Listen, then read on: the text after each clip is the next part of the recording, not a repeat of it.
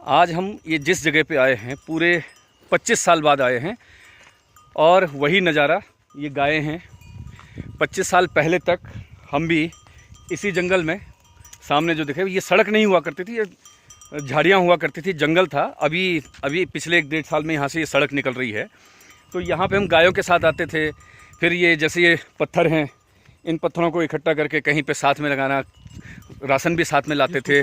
और हम साथ में क्या कूड़ी, हम देवेंद्र आज मेरे साथ हैं क्योंकि ये पलेठी से जब आते थे और हम मैठाना से जब जाते थे तो बीच में एक क्या जगह है वो, अरे बंसी, इधर पेरोटा धार मतलब वो जो नाम है। तो ऐसी जगह मिलते थे कि दिन एक टाइम होता था कि जब मैठाना से बिरबट्टा, हमारा है बिरबट्टा दमनवा, यहाँ से गायें हम जब लेके चलते थे, छोड़ते थे जंगल में, और ऊपर से पलेठी की जब आती थी तो दिन का टाइम 1 से 1:30 बजे के बीच में दोनों गांवों की गायें एक जगह पे मिलती थीं। और उस जगह से फिर वो सामूहिक रूप से सारे 2-3-4 गांवों के गायें और ग्वाले हम थे, तो एक साथ गायों के साथ रहते थे। गायें दिखनी जरूरी है भैया, गायों की अगर बात हो रही है, आइए इधर आओ देवेंद्र। तो ये इनके साथ हमारा बचपन बीता हुआ है, इनसे दूध निकालना, इनके घास काटना, इनके साथ जंगलों में रहना। तो बड़ा आज देवेंद्र भी मिल गए।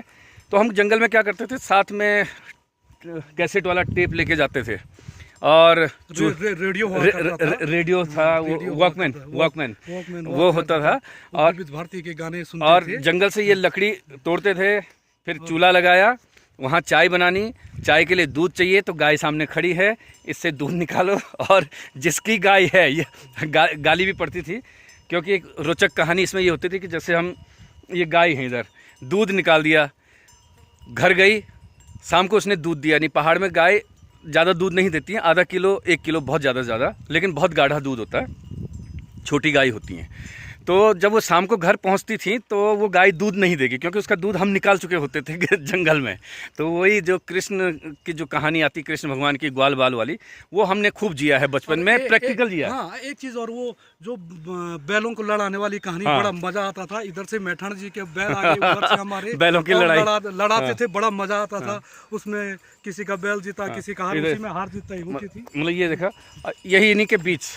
लेकिन वहाँ से इन जंगलों के बीच से मैं इस बात पे देवेंद्र गर्व महसूस करता हूँ कि हम इस लाइफ से, इन जंगलों के बीच से हम कहीं ना कहीं शहरों में स्थापित हुए हैं, लेकिन शहर में स्थापित होने के बावजूद गांव से नहीं छूटे हैं। ये मैं बार बार कहता हूँ। कई लोगों को लगता है पलायन, हमारा कोई पलायन नहीं है। और मैं कहता हूँ जो पलायन को बुरा मानते हैं, जो बार बार टीका टिप्पणी करते हैं पलायन पे, वो सबसे बुरे लोग हैं। पलायन जरूर कीजिए, लेकिन ऐसा पलायन कीजिए कि वहाँ एक पैर वहाँ रहे, एक पैर यहाँ रहे। आप ये देवेंद्र मेरे साथ हैं, आपको लगता है कि मैंने पलायन किया? ना, अभी तो वर्तमान में ऐसे। और आज भी हमारी गाय, हमारी भैंस नहीं, अब हमारी गाय हैं, और गौशाला है, पूरा घर परिवार सब हमारा यहाँ पे मौजूद है। अभी भी मैठानी जी सामाजिक सरोकारों से पूरे जुड़े रहते हैं, और हर समय जब भी कोई सांस्कृतिक प्रोग्राम, कल्चर प्रोग्राम इस प्रकार के जो होते हैं, बराबर इनका अपने गांव में अपने लोगों से जुड़ाव रहता है। और हर प्रकार की एक्टिविटी के लिए लोगों को जागरूक करने का एक बहुत बड़ा इनका एक मिशन जो चलाया है, यूथ। जुड़ाव के अलावा मैं देवेंद्र जी बताना चाहूँगा कि जैसे हम यहाँ आते हैं तो ऐसा नहीं कि मतलब कोई एहसान करके आते हैं या कोई दिखाने के लिए आते हैं। महीने में 2 से 3 चक्कर मैं देहरादून से पहुंचता हूं यहाँ पे, और मेरा खुद का कमरा अपना गौचर में है, मैं गौचर में रहता हूं। मेरा ये है कि 20 से 25 दिन मैं गौचर में रहता हूं, और महीने में 4-5 दिन के लिए देहरादून जरूर जाता हूं। तो ये चीज़ है कि कभी, और अभी देखना, मैं बता रहा हूँ, भगवान ने अगर चाहा, आप लोगों की दुआएँ अगर रही, तो मुझे ज़्यादा समय नहीं लगेगा, 1 साल। क्योंकि मैंने आपको पता होगा एक लाइव किया था कि मुझे देहरादून छोड़ना है, गौचर में जाना है। तो आप सब ने दुआएं की, और मुझे 6-7 महीने के अंदर, वो तो बीच में कोविड आ गया इसलिए लेट हुआ, गौचर में मेरा आज कमरा है, मैं वहाँ पे रहता हूँ, पूरा सेटअप है। इसके बाद अब मेरा अगला स्टेप है कि अगले 1 साल के अंदर मुझे अपने गांव में ही बसना है, यहीं रहना है। देहरादून पूरी तरह से छोड़ दूंगा, लेकिन मेरी बच्चों पे कोई बंदिशें नहीं रहेंगी, क्योंकि मैं बार बार कहता हूँ, प्रतिभा का विकास पलायन से ही होता है।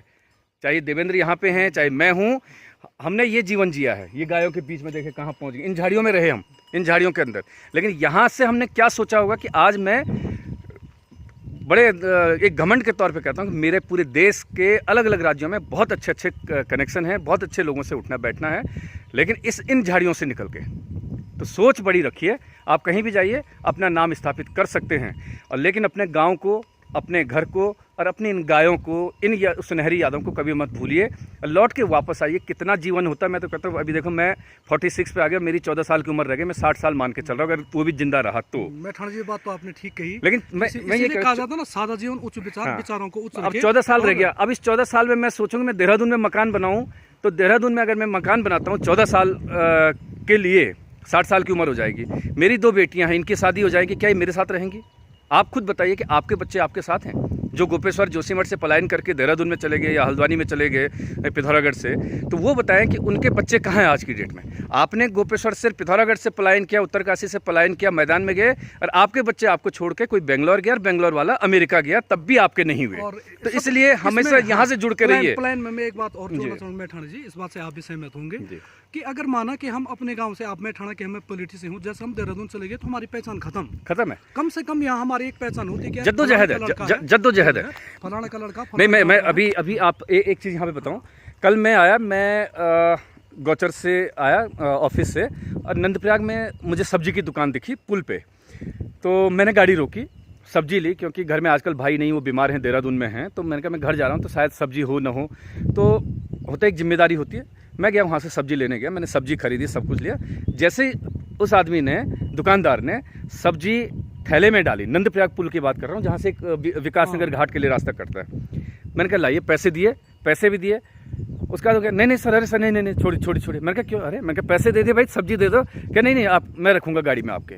वो अपनी दुकान छोड़ करके मेरी गाड़ी में वो सब्जी का थैला रखने आए, और उसका मैंने कहा यार आप यहाँ क्यों आए? मैं कहा आपके तो ग्राहक खड़े हैं।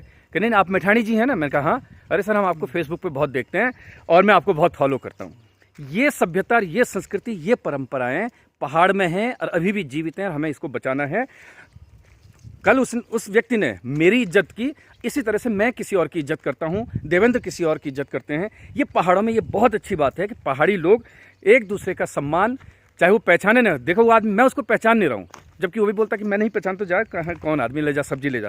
लेकिन उसके मन में कितना बड़ा आदर भाव था कि वो मेरा उस सब्जी का थैला उठा के अपनी दुकान छोड़कर मेरी गाड़ी में रखने आए। तो ये बड़ी बात है। ये उस व्यक्ति की, ये मेरा व्यवहार नहीं है, ये हमारी संस्कृति है, ये पहाड़ की संस्कृति है, ये एक का नहीं है, ये सबका है। तो इसको बचाना हम सबका दायित्व है। आज हम ये अपने जंगल में हैं जहाँ हम गए। अब मैं एक प्लान करते हैं, आज आप ही के सामने बोल रहे हैं। हम एक ग्वाल पूजो करते थे पहले, तो वही हम एक सीन, हो सकता है कल परसों में चूल्हा लाएंगे, एक चूल्हा लाएंगे जंगल में, हम बच्चों को लेके, जो नए बच्चे अभी यहाँ हैं उनको लेकर के इन जंगलों में हम, और आपको भी साथ दिखाएंगे, लाइव करेंगे और खाना पकाएंगे जंगल में, और इन्हीं गायों से दूध भी निकालेंगे, वही सीन दिखाएंगे। तो ये आप बने रहिए साथ में, दिखाएंगे। बहुत बहुत धन्यवाद।